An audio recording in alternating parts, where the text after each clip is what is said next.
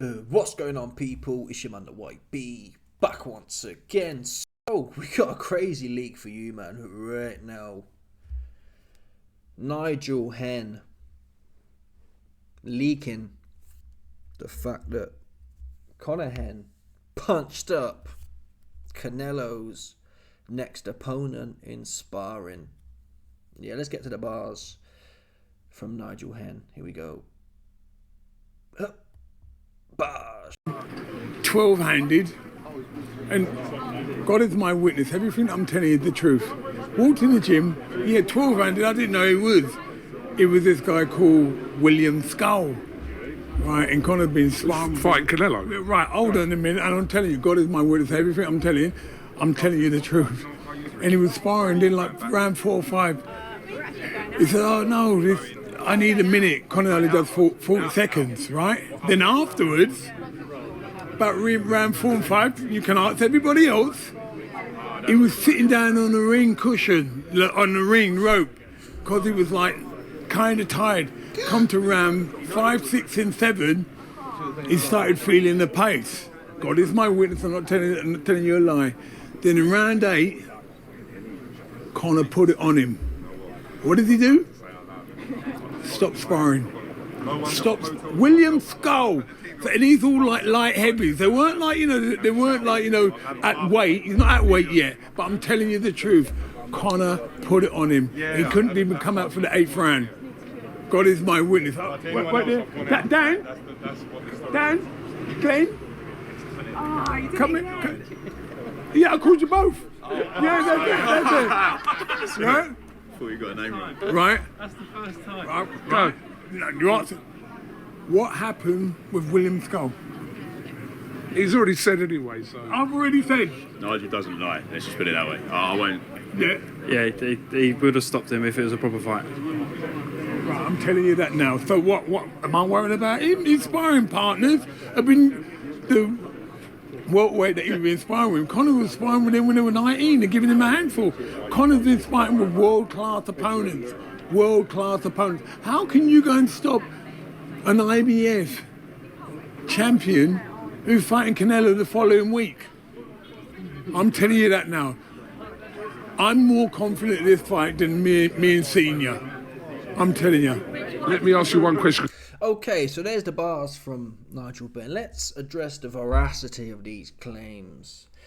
You heard the other guy, Dan or whatever, he brings into the statements he's made. Fair play. I mean, I'm not sure how I feel on this topic of should we talk about sparring stories. Part of me thinks, well, as long as it's true and it's not fake news, I'm in favour of proliferation of information. If you got punched up, you got punched up, man. What can I say?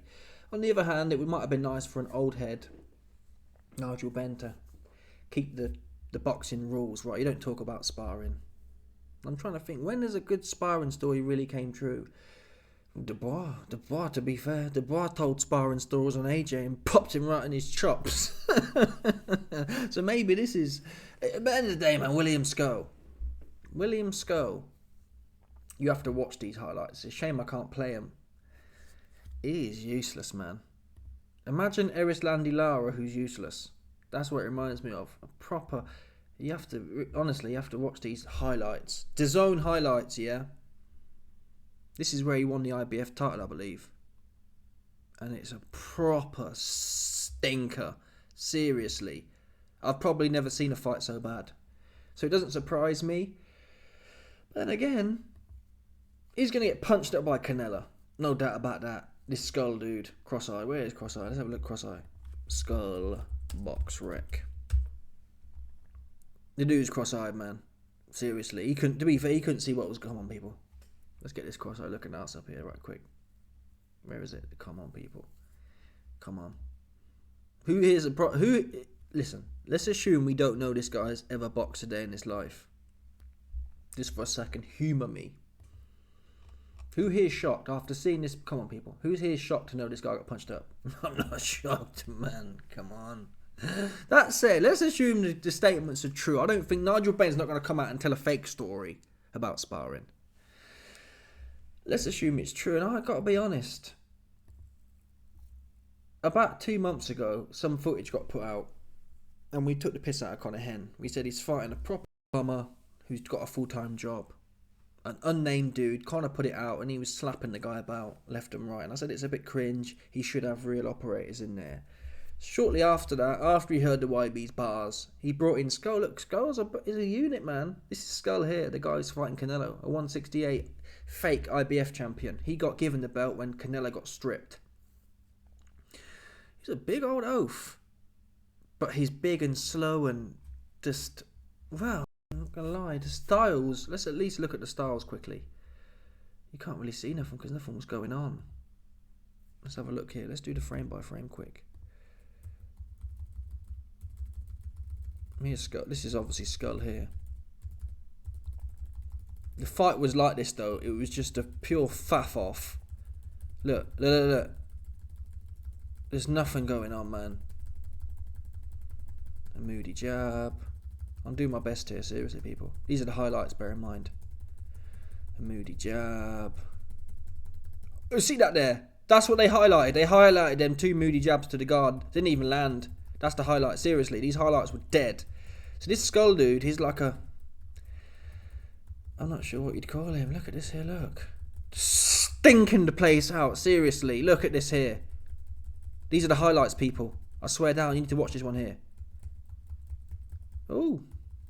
That was alright, but he can't punch. That was... Okay, fair enough. That was pretty slick. Caught him with a counter right hand. Slip off. I mean, pot shot, like I said, knock off Erislandy Lara. Imagine Erislandy Lara who don't throw his hands. That's what it was like. And don't move his feet. But we have to listen. End of the day, whether he got robbery, whether he got a fake IBF belt or not. Sparring, you got a big head guard on. You can come, especially as a pressure fighter, you got your head guard on. You can come wading in. You haven't got to have so much respect. The big gloves on. Scull. Look at his resume. There's not even half a name on here. He's a default champion. Look, Vladimir Shishkebab. Never heard of him. And that fight was a stinker, man.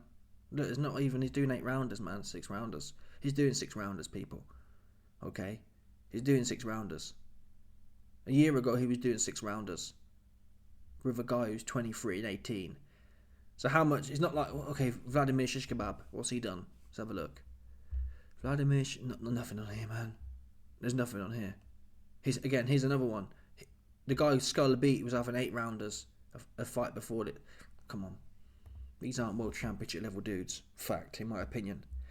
Nonetheless, though, if he did stop him, it's obviously better than...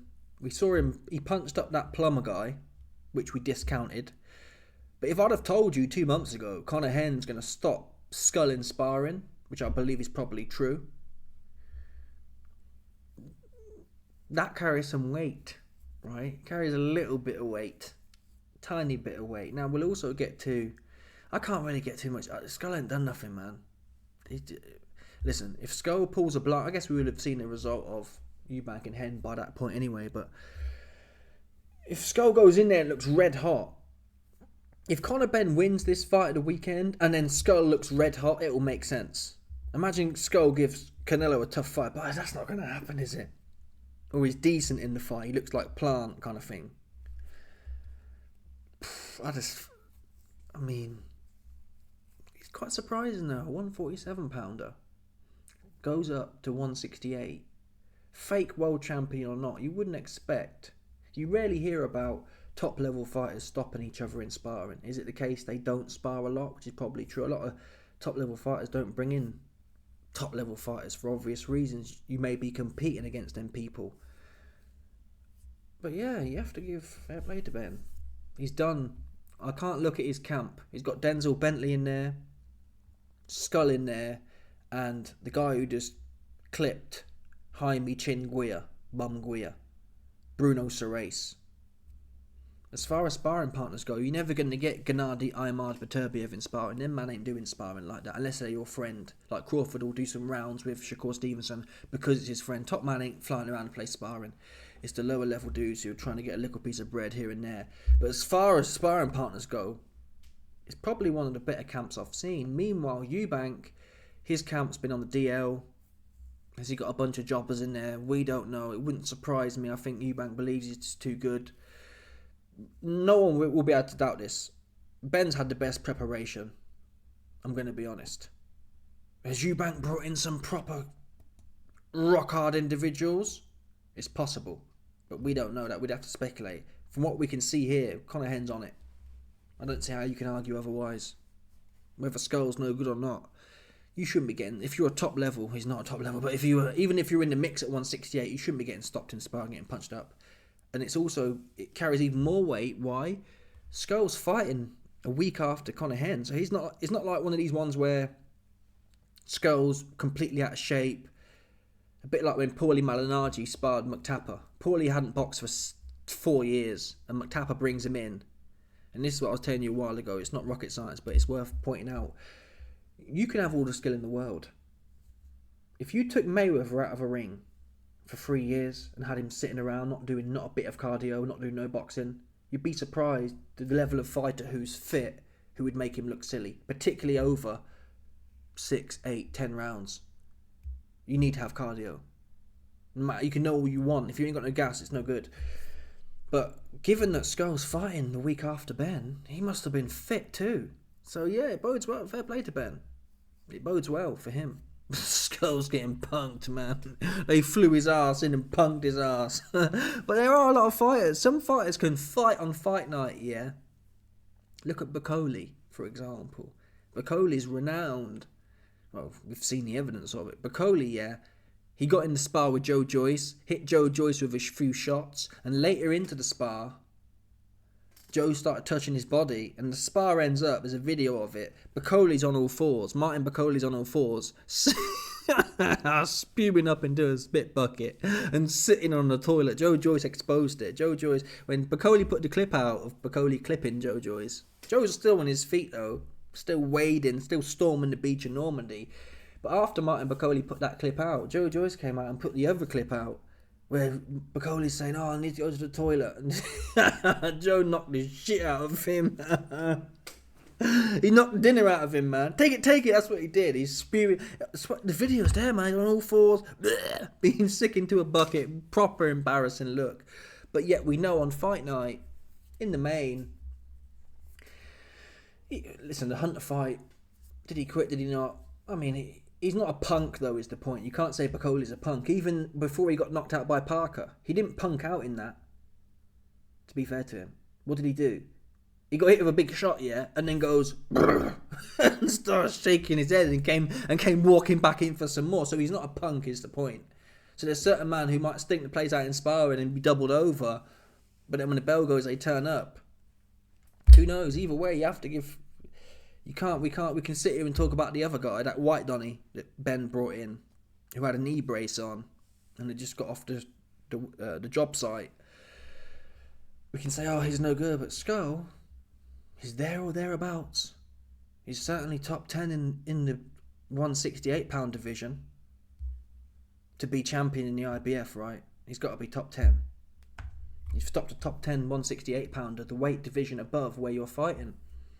That's really going to give you the most confidence you're ever going to get. Anyway, Denzel Bentley, who I believe, what is he, a career 160-pounder? Denzel Bentley, box rec. I've never really watched him, to be honest. And we do have to be careful with... Denzel comes out and he's basically... Oh, he's been knocked out before. Who knocked him out?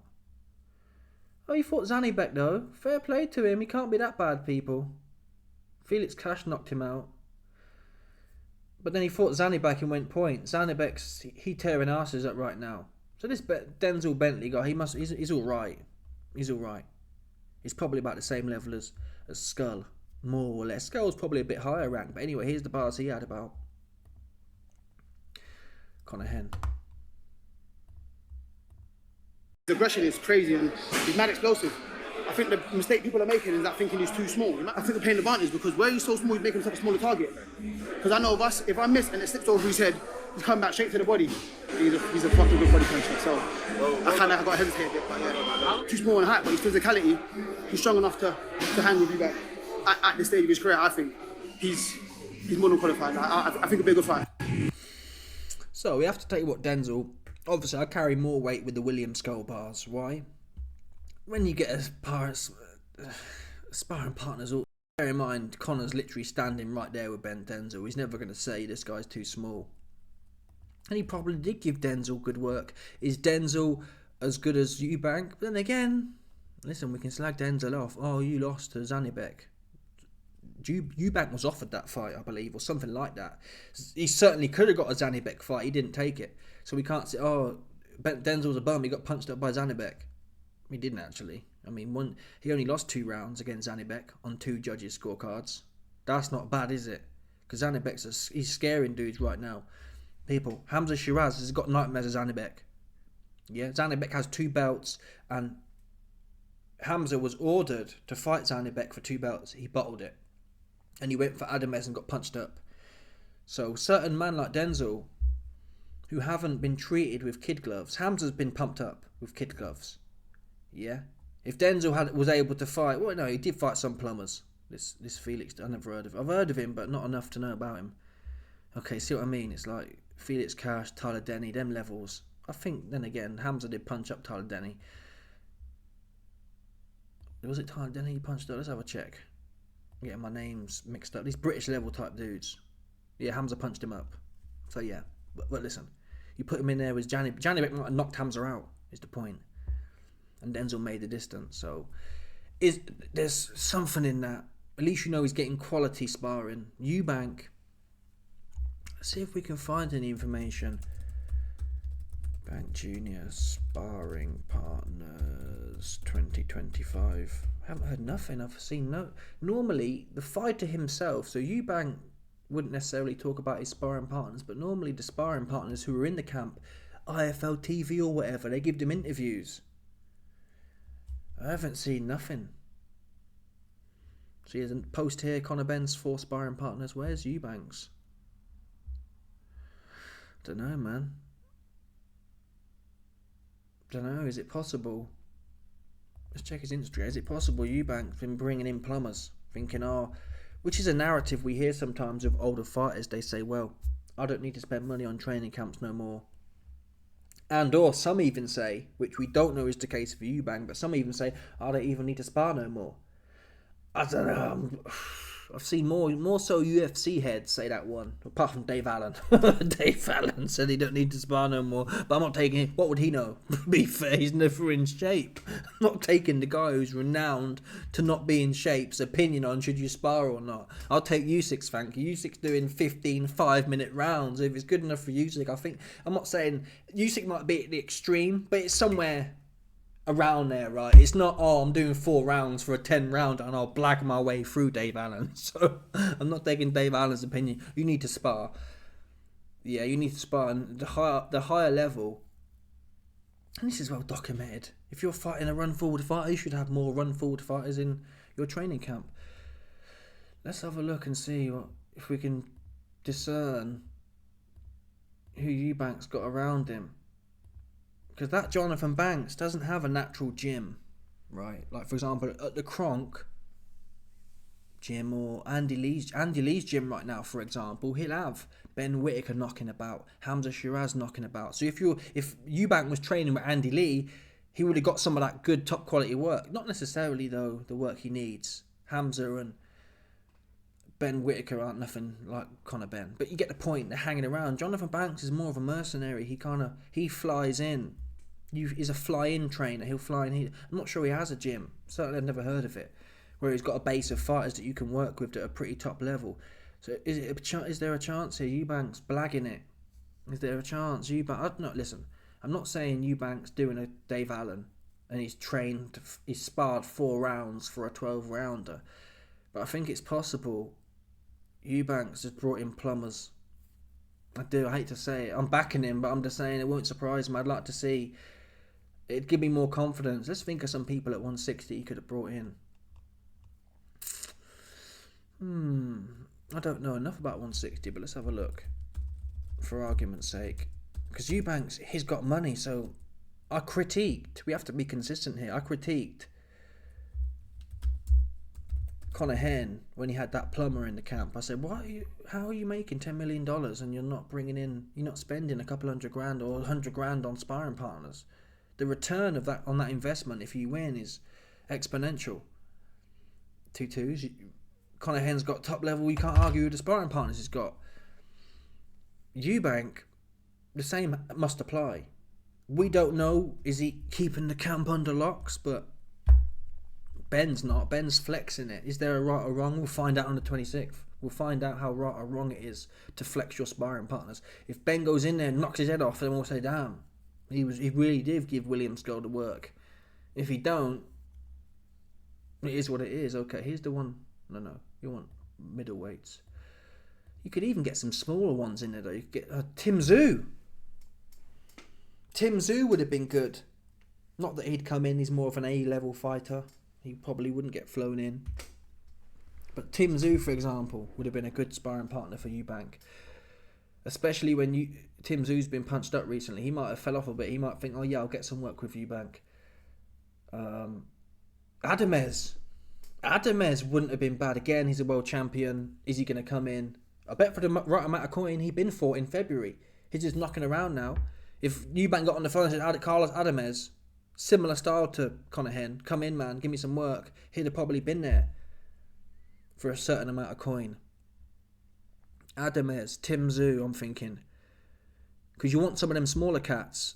Avanesian even. Avanesian's feet aren't as quick as Eubank, as Ben's, but you get the point. Though Avanesian, he's definitely coming in for the sparring bag. Yeah? Get him in there. Those are the names, man. At least get one of them in there. We don't know what Eubank is or isn't doing. Background, Virgil Ortiz Jr.